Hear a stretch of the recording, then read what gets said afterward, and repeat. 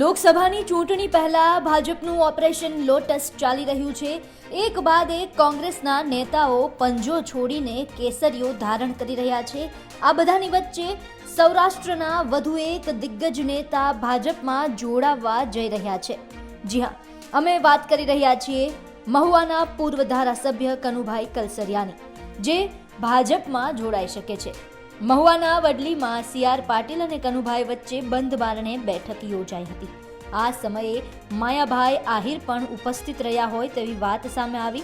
સી.આર. પાટીલ સાથે આ મુલાકાત બાદ શું કહ્યું હતું કનુભાઈ કલસરિયાએ, સાંભળો।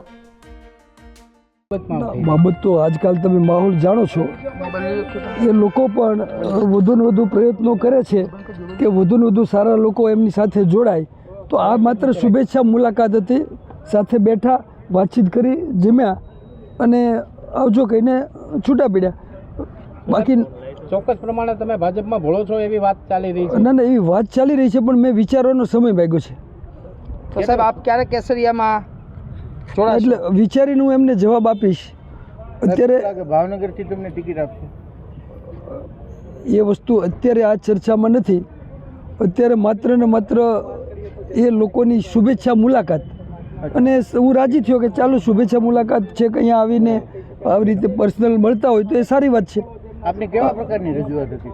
ના, રજૂઆત કંઈ નહીં, આપણે તો દરિયાકાંઠા અને જે ખેડૂતોના પ્રશ્નો છે એના માટે વર્ષોથી લડતા આવ્યા છીએ, અને એ પ્રશ્નો ઝડપથી ઉકેલાય એ જ આપણી લાગણી હોય ને।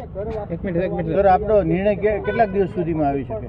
ના, એટલે એ લોકોએ ખૂબ વહેલા આગ્રહ રાખ્યો છે, મેં 8-10 દિવસનો સમય માંગ્યો છે। સર, લાંબા સમય પછી કેમ આવી બધી મુલાકાત થઈ આપની? બહુ લાંબા ના, પણ અત્યારે તમે જાણો છો કે આ ચૂંટણીઓ નજીક આવી રહી છે, એટલે નેચરલી ચારે બાજુ આ મિટિંગોનો માહોલ છે, મળવાનો માહોલ છે, એટલે અત્યારે વધારે થાય, શક્યતાઓ વધી જાય।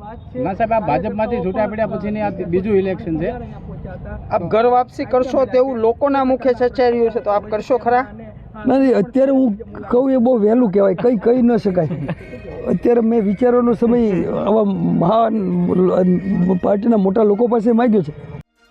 કનુભાઈ કલસરિયાએ ગત વર્ષે એટલે કે 2023માં ઓક્ટોબર મહિનામાં જ કોંગ્રેસમાંથી રાજીનામું આપી દીધું હતું, અને હવે તે ભાજપમાં જોડાય તેવી ચર્ચાએ વેગ પકડ્યો છે। કનુભાઈ કલસરિયા પહેલા ભાજપમાં જ હતા, પરંતુ બાદમાં તેમણે મહુવામાં નિર્માના પ્લાન્ટને લઈને વિરોધ કરી સરકારની સામે પડ્યા હતા। તેઓ જાયન્ટ કિલર તરીકે જાણીતા છે, કારણ કે એક સમયે તેમણે તત્કાલીન સીએમ છબીલદાસ મહેતાને મહુવા વિધાનસભા બેઠક પરથી હરાવ્યા હતા, અને હવે ફરી એકવાર કનુ કલસરિયા ઘર વાપસી કરી શકે છે। ભાવનગરથી નીતિન ગોહિલનો અહેવાલ, ગુજરાત તક।